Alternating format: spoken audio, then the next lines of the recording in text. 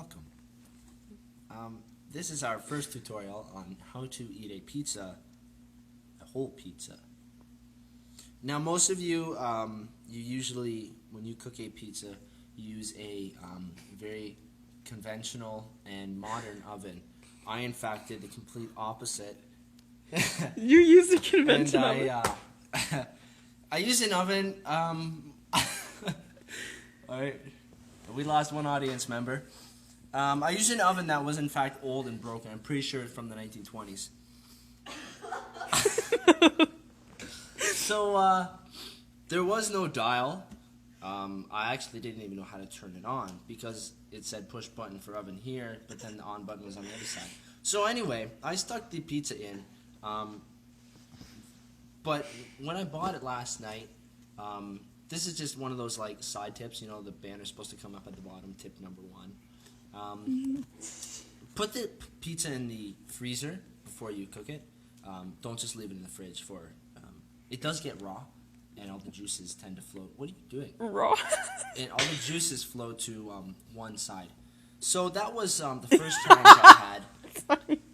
And when you put the pizza in, when it's frozen, obviously, don't make the same mistakes I do. This is why you're watching this, to learn. You put it in, and you put it in for 400 degrees, and for that nice crispy crust on the bottom and the sides, you get the timer to 21 to 24 minutes.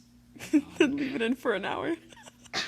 I, in fact, did leave it in for an hour, mostly because there was no indication of how long I put it in for, or even what temperature. So periodically I checked this, and I then pulled it out, and after about an hour and a bit or so, I had a shower in between then too. Now you have pizza sauce on your face. And now, when you take the pizza out, be careful not to touch the sides or the rack, for they are hot. I imagine if I did use put the oven at 400 degrees Fahrenheit, it would have been even hotter, and I would have been burned more.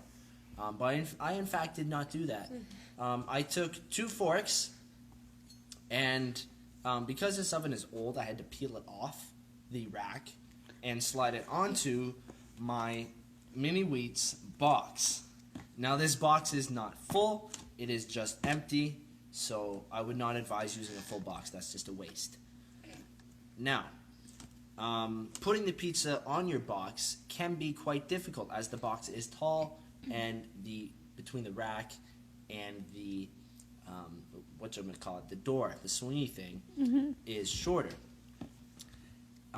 So with much difficulty and some struggle, I managed to put it on the box. I then carried it here to show my friends, look what a genius I am. This is the pizza now. As you can see, I've eaten approximately half of it. Yeah. Now, I'm sure you're wondering, though, how did he eat the pizza with no fork or knife? I only used these forks to pry it off. I did not use to eat it because that would just be stupid. Now, basically what you do is you take one just solid bite. Well, first, hold on. You have to test one pepperoni first to make sure it's good, because you don't want to die. So you take one bite into the crust, and you start to work your way around. I'd say about maybe 3.5 to 4 inches around the crust. So you want that 3.5 to 4 inches to be no crust there, just the other part of the pizza with the cheese on top. And from there, you start to work inward more until it gets to that point where you get the pizza sauce on your face. Now, the only reason I have this sauce on my face is to explain to you what will happen if you do bite too far into the pizza without taking more of the crust on the sides.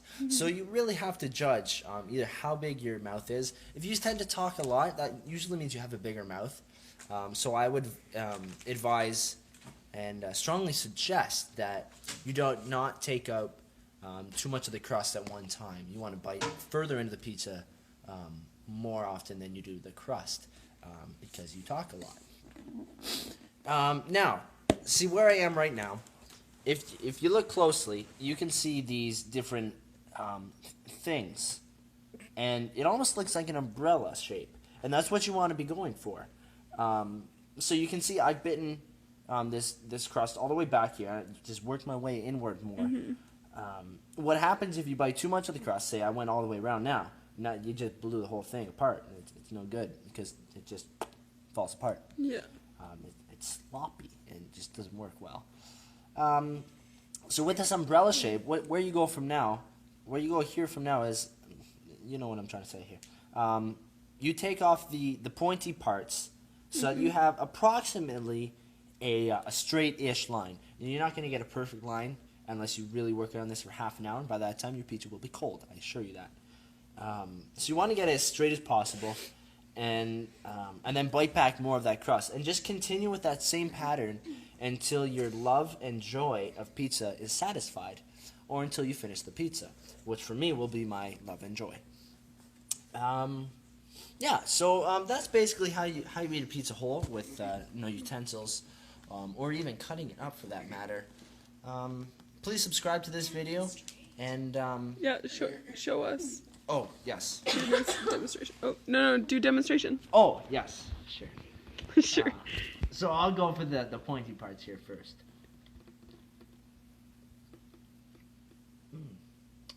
So good. Yeah. So please subscribe to this video and my channel, and enjoy your pizza.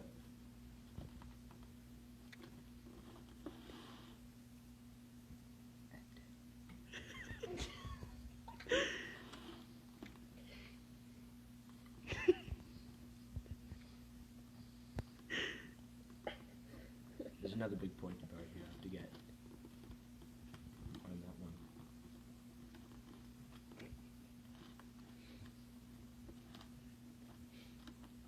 What's this?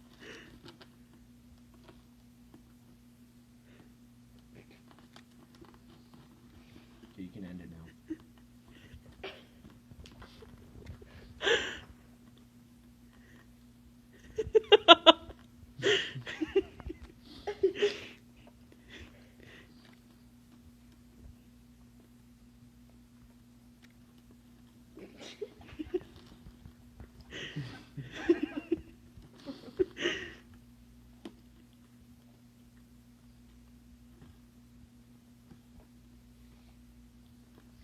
Shut up, Leonard!